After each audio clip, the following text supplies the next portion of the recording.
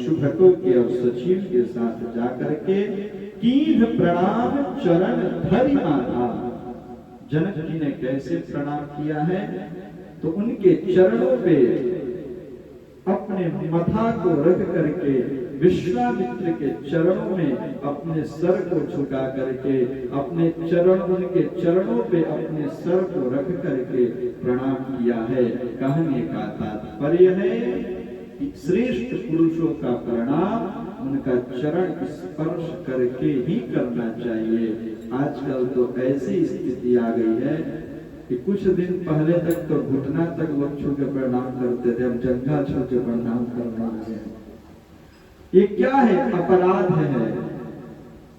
जहां एक प्रकार से चरण स्पर्श किया जाता है कि हमें पुण्य की प्राप्ति हो, हमें आशीर्वाद मिले, किंतु वही चरण छोड़ करके यदि घुटना को प्रणाम करते हैं, जंघा छू करके उन्हें लोग प्रणाम करते हैं, तो उसका बिल्कुल विपरीत उसका फल प्राप्त होता है।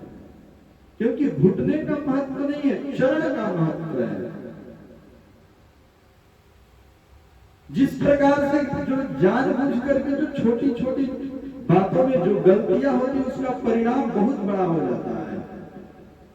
जिस प्रकार से चरण में झुकने के बाद हर एक वस्तु प्राप्त किया जा सकता है, उसी प्रकार घुटना छूकर प्रणाम करते हैं तो उसको बिल्कुल उसका विपरीत फल प्राप्त होता है। इसीलिए जनक जी जानते हैं, क्यों? क्योंकि जो जनक जी कौन है? वो जनकार हैं, सुंदर जनकार व्यक्ति हैं, वो भी एक तरह से ऋषि ही हैं।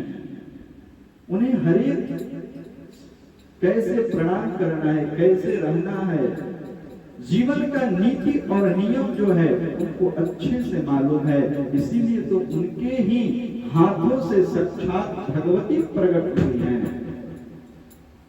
जनक जी जनकार व्यक्ति हैं, विद्वान हैं, ऋषि हैं, तपस्वी हैं, महर्षि हैं।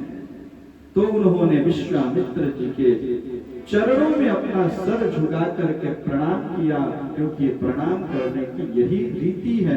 गोस्वामी जी कह रहे हैं कि जनक जी ने जैसे ही प्रणाम किया, जिस प्रकार से प्रणाम किया, उसी प्रकार से विश्वामित्र ने उन्हें आशीर्वाद भी दिया। दीन आशीष मुदित मुनिनाथा, प्रेम के मुदित प्रसन्न होकर के विश्वामित्र ने उन्हें आशीर्वाद दिया।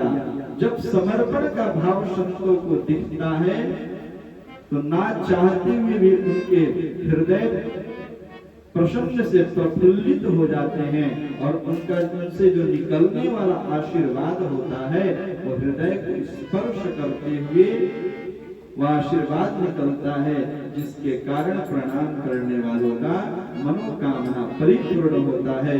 विप्र विप्र सादर सब बंदे